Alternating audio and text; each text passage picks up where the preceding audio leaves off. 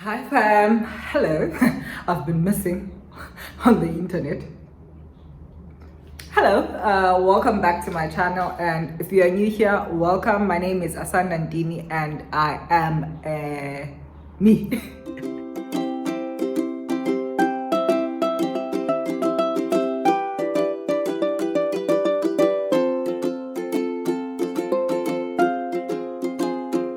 All right, I don't have anything planned.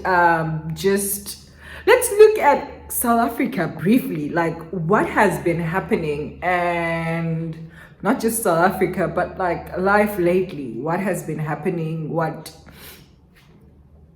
are my thoughts? Where am I? And why have I not been uploading? As I've said, AsandaNtini, and I'm I can't speak. What am I? I am 25, turning 26 in 2 weeks. I'm anxious. I'm really anxious. I love tea at night. I love cats, and I have a new gown. It's winter. My gown has cats, as a cat rather. And what else do I have to say? I'm 25. Said that twice. 25, that's the time. And yeah, turning 26. I live in Durban currently. I live in Durban, and at least not in CBD Durban, especially like at where central Durban, where the town has deteriorated so much that it's even scary to think that this is a democratic state, and it's only been in democracy for just 30 years, and things that have been there for years have been destroyed so much. It's bad. If you live in Durban or you are to come to Durban, please know that things are in shambles. That is why I'm here. I'm thinking that South Africa is in shambles, and the economy, the metro, Durban Metro, or eThekwini Municipality, or is it called Durban Metro, eThekwini Metro, whatever it's called, best thing that they do is just renaming things. That's the only thing that our regime does, is just renaming stuff for no reason. And yeah, not just stuff, roads and cities and municipalities. That's the only thing that they do. Let me go back to my shoes. And the state of our economy. I wrote a blog, and I think I also posted a video here. I can't remember, but I spoke about how things are in the economy. And I was walking in town. I walked to town, from my offices are in, I can't say the exact road, but like I walk towards almost center of the city. I'm trying to describe this, but I don't want to describe it fully. Anyways, I was walking, and when I get there, I realized that most big retail stores are closed in the city. Like your big retail stores, the ones that people that work would usually shop, people that work in the town would shop, are closing, or they are closed, because people no longer go to town. People that are working are just there in town to work and leave. I know a lot of people that just go to town, work and leave, and that's the state of the economy. That means that a person who was employed in a retail store no longer has a job in town. Likely that their store moved to Pavilion, moved to Gateway. That means that person is either going to move from Mlazi, which is already in the outskirts of Durban, move to Enanda or a Ntuzuma in order to be close to Gateway, where their shop is likely to have moved to, or is unemployed because their shop is doing so bad, the retail shop that they work and is doing so bad that it had to close down. So there's that. And that means that a person, the likelihood, if you are living in Durban, I was also watching this, there's this interview that Chris, what's the name of this mayor of Umgeni? Is it not, I think it's Papas, that's his surname or that's his name, I can't remember. But he was speaking of how living in KZN, specifically Durban, is that you are unlikely to get out of the township that you live in if you are there. Because, as I was just describing, if I'm employed and working in the CBD, and my retail store, let's just stop, let's forget about the worst case scenario of it closing. If it says it's moving to Mklang, that means I have to take 2 taxis in order for me to get to Mklanga to go and work. There's no potential of me earning an amount of money that will allow me to now move out of Mklanga. I mean, now move out of Mlazi and maybe potentially live in the city, because the traveling to there is so expensive that the money that I'm making is just for me to eat and sleep. That's the reality of most young people. That's the reality of most of us. That the money that we are making, the money that we are earning, is not giving us an opportunity to move out of where we are, simply because of how the state of our economy is. If you are employed living in Durban, like especially, I look at retail stores, because the state of that city involves just a lot of these very not unknown, but your Pakistani stores, your Chinese shops, your stores, your Nigerian shops, Nigerian national owned or rented stores, mostly rented, but those are the stores that are in town, and most of the time they hire each other. They're not gonna hire us. They don't usually hire us, or they offer such a ridiculous salary that you're like, I would rather not work, because I'll just be basically going for vibes, which I'm going to work and that's it. Of which that's the kind of salaries that everyone is being offered these days. Like, people just offer salaries that you're like, the audacity. I digress. There's that in my mind, and it gets to me, and it frustrates me, and it actually hurts me that things are this way. And what frustrates me the most is that the reason why our economy is in this way, the way that we are facing issues like load shedding right now, is simply because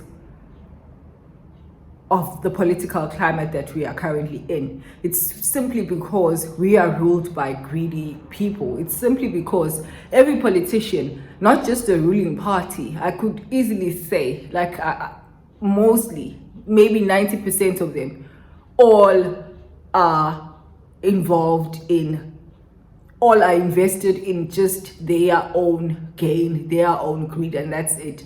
Less than what or how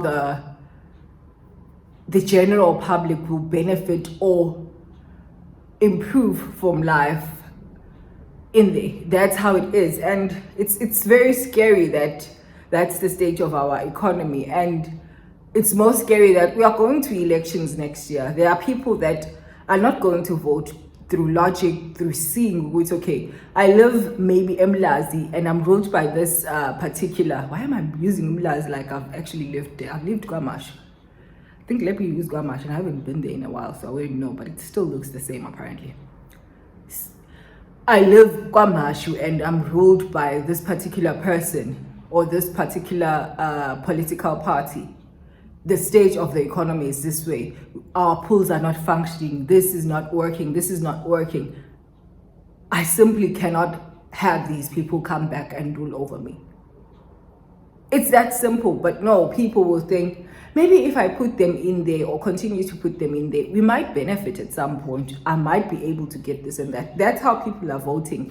And next year we're going to elections, and there is a debate on Twitter telling us reasons why we should be voting for the ANC. I do not know. Anyways, yeah, there's that. And then the debate of graduations. Guys, I didn't get a graduation ceremony. Our graduation ceremony was on SABC 3. I don't even watch SABC 3 on a normal circumstance, but our graduation was on SABC 3. I saw my name on the TV, that's it. Anyways, yeah, so graduations, UKZN, Ingosiyama graduation, and that's that.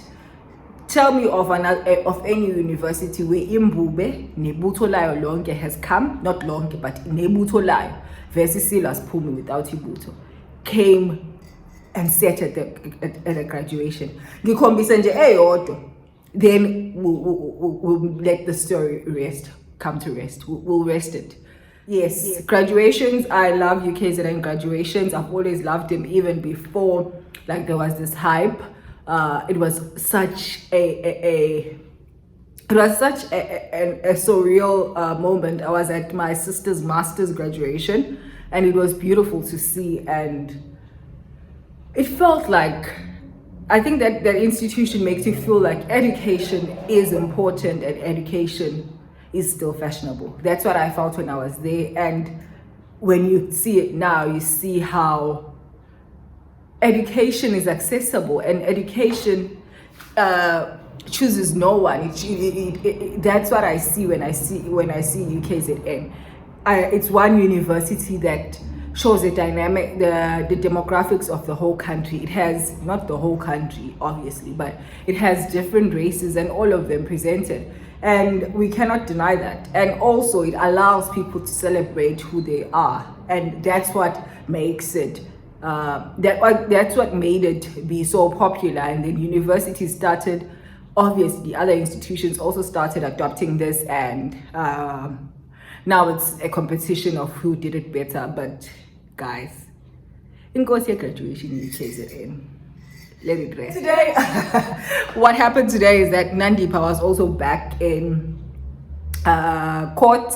Her bail was postponed. I saw somebody say, will this trial ever proceed?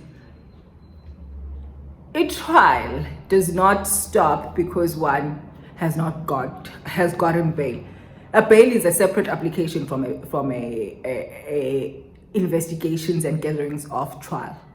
That I've explained. If you want to see more information on that, do watch my video. I'll link it below on what exactly is a bail application, so that we are not confused and we are not spreading unnecessary rumors that people are going to go scot-free simply because bails are delayed. Obviously it raises eyebrows that, okay, what is it that is so new and is so relevant? Maybe they know that if they bring a bail application without whatever it is that they want to present to the court, it's not going to be enough. They're likely not going to get it, and then they will have to now, maybe until that time that they requested the postponement, will have to now come back and do another application on a bail on new facts. That's waste of fees, and that's waste of attorneys' time who could spend their time, attorneys and advocates' time, who could spend their time preparing for bail. With that said, like, sis has got her nails done, her hair done. I think she went over this thing of saying, like, of wanting to hide from the media and just playing victim. I think she moved away from that because she realized it's not going to get her anywhere. And also, if you there, might as well just try and at least look decent. I guess that's what is in her mind. I don't know, I'm not her, I've never been to jail, hope I never be. And yeah, somebody asked, how does she do hair in jail? There are people who are in female jails. If you watched any video about female jails, they'll tell you about the sisterhood that's there.